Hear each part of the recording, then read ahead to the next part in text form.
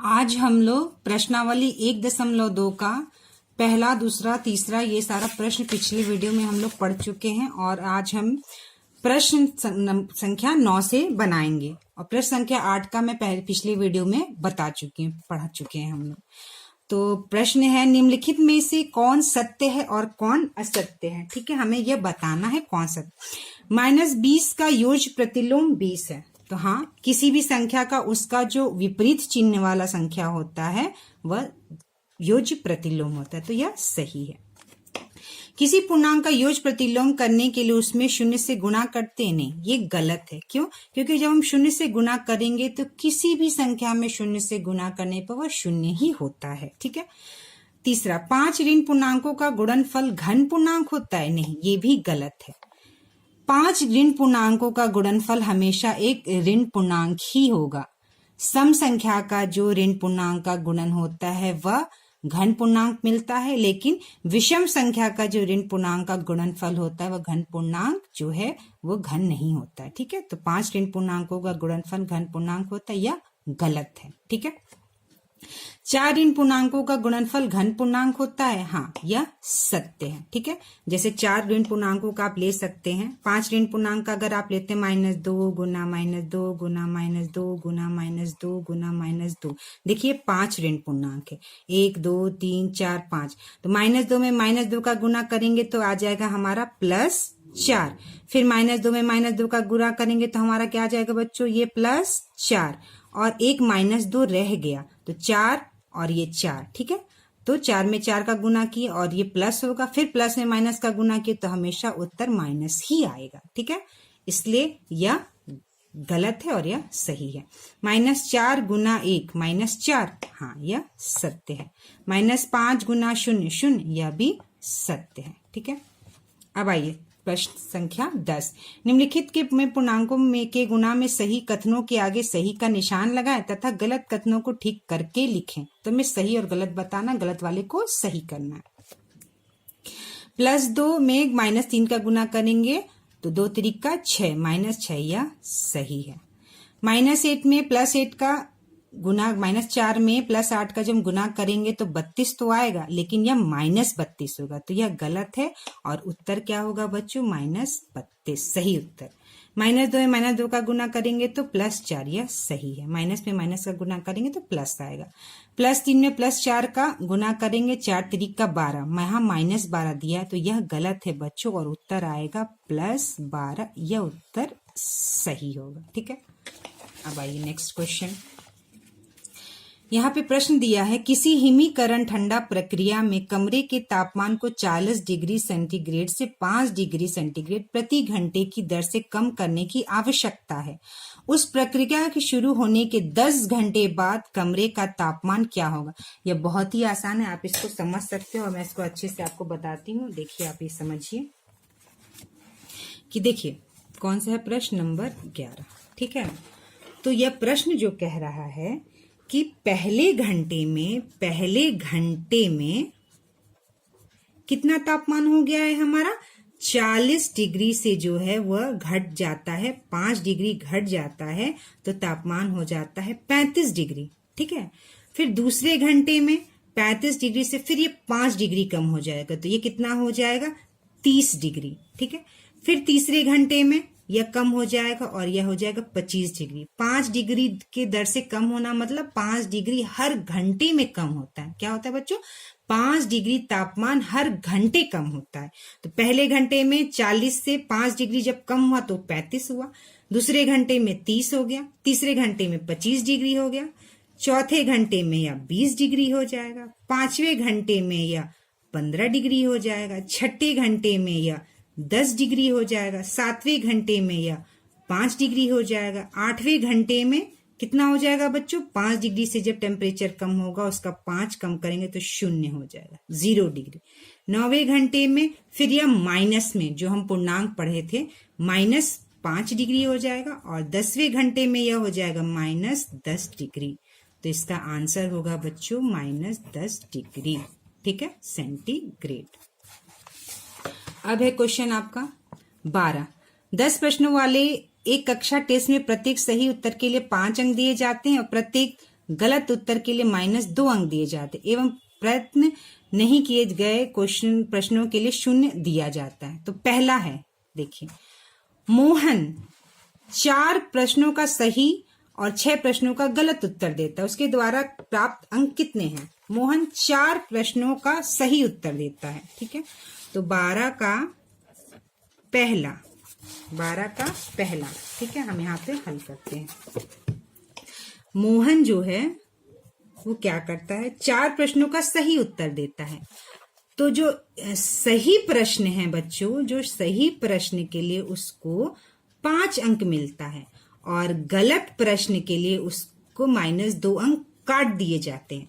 तो मोहन जो है वो 4 प्रश्नों का सही अंक करता है। तो 4 गुना 5, ये कितना हो जाएगा? 4 गुना 5 बच्चों 20, ठीक है। और क्या करता है, 6 प्रश्नों का वह गलत उत्तर देता है। तो 6 प्रश्न में वह -2 का जब हम गुना करेंगे तो -12, ठीक है। -2 का गुना क्यों किए? क्योंकि एक उत्तर गलत उत्तर के लिए उसको -2 है, तो 6 प्रश्न उसके गलत हैं, तो 6 गुना -2 12, तो ठीक है।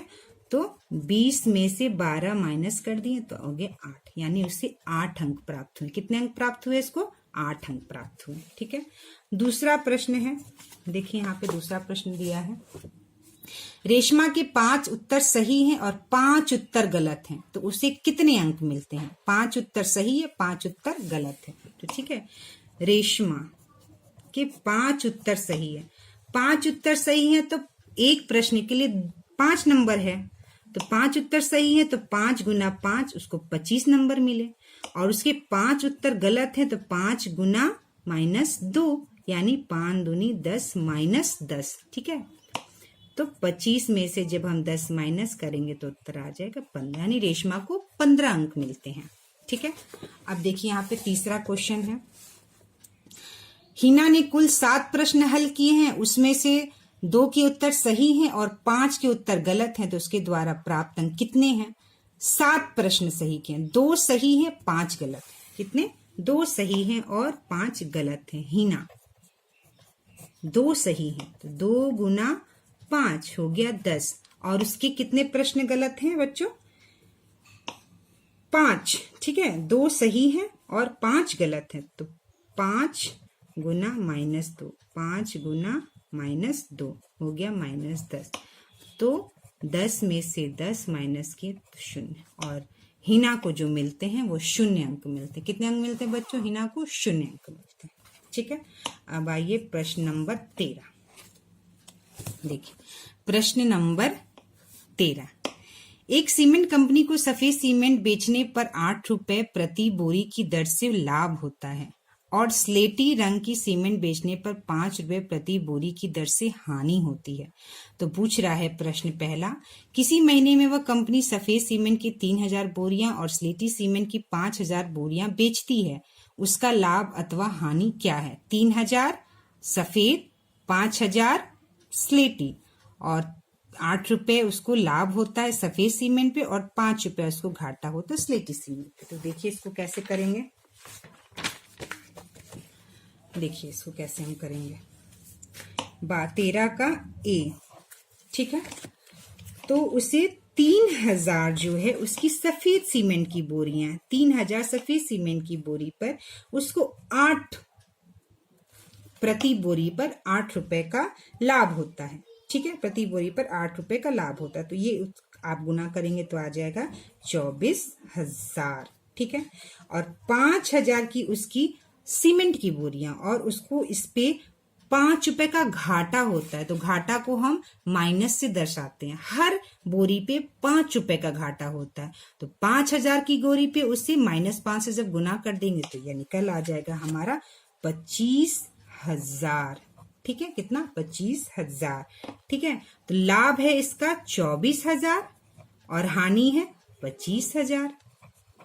तो आपको 24,000 लाभ हो रहा है और 25,000 का घाटा हो रहा है, तो यानी ये आ जाएगा आपका 1,000, यानी माइनस।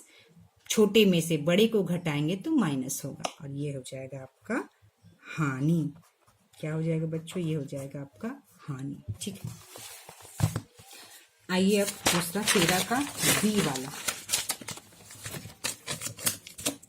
13 का बी वाला, ठीक है। 13 का प्रश्न बी। 13 का प्रश्न बी पढ़िए बच्चों, यहाँ पे दिया हुआ है। यदि बेची गई सफेद सीमेंट की बोरियां की संख्या 6400 है तो कंपनी की स्लेटी सीमेंट की कितनी बोरियां बेचनी चाहिए ताकि उसे ना तो लाभ हो और ना हानि हो। ठीक है, ना तो लाभ हो ना तो उसे हानि है। तो हम इस प्रश्न को करते हैं। देखिए 13 का बी, ना तो उसे लाभ हो और ना उसे हानि हो। तो 6400 बोरियां पे उसको प्रति 8 बोरी की दर से उसे लाभ होता है, लेकिन उसको हानि जो होती है वो मान लीजिए हम बोरियों की सीमेंट जो है वह एक्स है, एक्स, और उसमें उसको घाटा कितना होता है -5 का, और इन दोनों को जो है उसको बेचने पर और हानि पर उसे कोई फायदा नहीं होता। तो इस तरह से इसका समीकरण बनेगा। ठीक है, 6400 उसकी सफेद बोरियां हैं जिसपे उसको 8 रुपए प्रति बोरी पर लाभ हो रहा है, और उसको यहाँ पे ये प्रश्न पूछ रहा है बच्चों कि उसे कितनी सीमेंट बोरियां जो है वो सीमेंट की बेचनी चाहिए, स्लेटी सीमेंट की, कि उसे जो है ना तो लाभ हो ना तो हानि हो। ठीक है, ना तो लाभ हो और ना हानि हो। तो यहाँ पे अब इसको हम ऐसे कर सकते हैं, x गुना -5 -5x, और ये बराबर का चिन्ह, और ये जब हम उधर ले जाएंगे तो ये माइनस हो जाएगा, -6400 गुना 8। ठीक है, तो x बराबर -6400 गुना 8 डिवाइडेड बाई 5।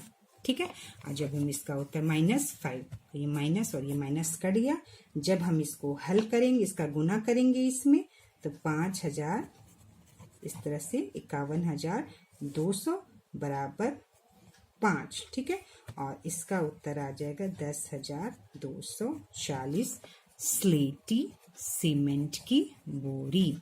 ठीक है, सीमेंट की बोरी।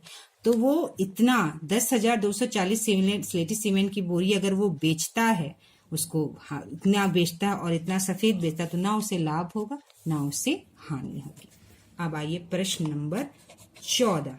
कौन सा प्रश्न नंबर 14? तो प्रश्न नंबर 14 है बच्चों, देखिए, एक विद्युत कंपनी प्रत्येक रंगीन टीवी पर 80 रुपए का लाभ कमाता है और प्रत्येक रेफ्रिजरेटर पर 60 रुपए का हानि होता है। बच्चों प्रश्नों को आप जो है वह स्क्रीनशॉट लेकर आप रख सकते हैं। ठीक है, प्रश्नों को आप जो है स्क्रीनशॉट लेकर रख सकते हैं, फिर मैं जैसे समझाऊंगी तो आप उसको कर सकते हैं। तो बोल रहा है कंपनी 5000 रंगीन टीवी और 4000 रेफ्रिजरेटर एक महीना में बेचती है, तो कंपनी को कितना लाभ या हानि होता है। ठीक है, तो आइए इस प्रश्न को करते हैं। 14 का पहला प्रश्न, 14 का पहला वाला।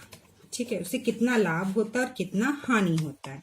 तो 5000, ठीक है, 5000 उसकी टीवी है, 5000 उसकी रंगीन टीवी है, और 4000 जो है उसका रेफ्रिजरेटर है। ठीक है, 4000 रेफ्रिजरेटर है, और उसे टीवी पर 80 रुपए का लाभ होता है और रेफ्रिजरेटर पर उसे 80 रुपए की हानि होती है। ठीक है, रेफ्रिजरेटर पर 80 रुपए, तो 5000 रंगीन टीवी पे जब हम 80 का गुना करेंगे तो बच्चों ये आ जाएगा उत्तर, ठीक है, करीब 40,000। ठीक है, और रेफ्रिजरेटर 4000 है, उसमें जब हम गुना करेंगे -60 का, -60 रुपए का हर एक रेफ्रिजरेटर पर -60 का घाटा होता है। तो 4000 रेफ्रिजरेटर पर घाटा निकालने के -60 से गुना कर देंगे। ठीक है, -60 से जब उसको गुना करेंगे तो यह उत्तर आ जाएगा आपका 2 लाख करीब 40,000। ठीक है, 2,40,000। ठीक है, 2,40,000। तो अब हम घाटे में से उसका हानि को निकाल देंगे। ठीक है, घाटे में से उसको निकालेंगे तो ये 4 लाख होगा। ठीक है, तो 4 लाख में से जब हम 2,40,000 निकालते हैं तो यह बच जाएगा 1 लाख करीब 60,000 उसको लाभ होगा। क्या होगा बच्चों? उसको लाभ होगा। 5000 रंगीन टीवी है, एक रंगीन टीवी पे 80 रुपए का लाभ, तो 5000 रंगीन टीवी पे उसे 4 लाख का लाभ होगा। इकाई, दहाई, सैकड़ा, हजार, 10,000, लाख। ठीक है। उसी तरह से 4,000 रेफ्रिजरेटर पे, एक रेफ्रिजरेटर पे -60 रुपए का घाटा है, तो 4,000 रेफ्रिजरेटर से -60 से गुना करेंगे तो 2,40,000 का उसे जो है घाटा है। ठीक है। तो 4 लाख में से हम 2,40,000 घटा देंगे तो हमें इतना मिलेगा। उससे घाटा इतना हुआ, लाभ इतना हुआ, इतना में से इसको निकाल देंगे तो हमें 1,60,000 का उसको लाभ होगा। ये है ए का। और 14 का बी। ठीक है। 14 का बी देखिए बच्चों। 14 का बी है, कंपनी द्वारा 4,000 रेफ्रिजरेटर बेचने पर कंपनी कितना रंगीन टीवी बेचे कि उससे ना लाभ हो और ना हानि हो। 4,000 रेफ्रिजरेटर बेचने पर कंपनी कितना रंगीन टीवी, वो बोला कितना रंगीन टीवी ये बेचे कि ना तो उसे लाभ हो और ना तो उसे हानि हो। तो देखिए इस प्रश्न को कैसे करेंगे। 4,000 गुना -60, ये रेफ्रिजरेटर है जो -60 रुपए का उसको घाटा हो रहा है, प्लस x गुना 80 बराबर 0। x जो है वह रंगीन टीवी है, हमें जो निकालना है कि उसे कितना घाटा, कितना रंगीन टीवी वो बेचे कि ना तो उसे घाटा हो ना तो उसे नुकसान हो। जब उसे ना तो घाटा हो ना तो नुकसान हो, इसलिए हमें 0 यहाँ रखेंगे। ठीक है। तो अब इसको हल करते हैं। 80x बराबर, ये हम उधर ले जाएंगे, -4,000 गुना 60। ठीक है। तो x बराबर -4,000। ठीक है। ये माइनस उधर गया है तो प्लस हो गया, प्लस 4,000 गुना 60 बराबर नीचे 80। 0 और 0 कट जाएगा। ठीक है। और 2 चौका 2 तिरिका 6, और इसे जब काटेंगे तो 1,000। तो x बराबर 1,000 गुना 3, तो यह हो जाएगा 3,000 रंगीन। 3,000 टीवी अगर बेचता है तो ना तो उसे घाटा होता है ना तो उसे लाभ होता है। तो आज के लिए बस इतना। हमारा ये 1.2 है जो ये अंतिम प्रश्न है वो खत्म होता है। और अब हम लोग नेक्स्ट क्लास में बच्चों पूर्णांकों के भाग संक्रिया के बारे में पढ़ेंगे, और उसके बाद नेक्स्ट वीडियो में मैं आपको 1.3 हल कराऊंगी। ठीक है। 1.3 हल कराऊंगी। तो ये हमारा आज का ये खत्म हो जाएगा। ठीक है बच्चों, आज के लिए बस इतना। नेक्स्ट वीडियो में हम आगे का पढ़ेंगे।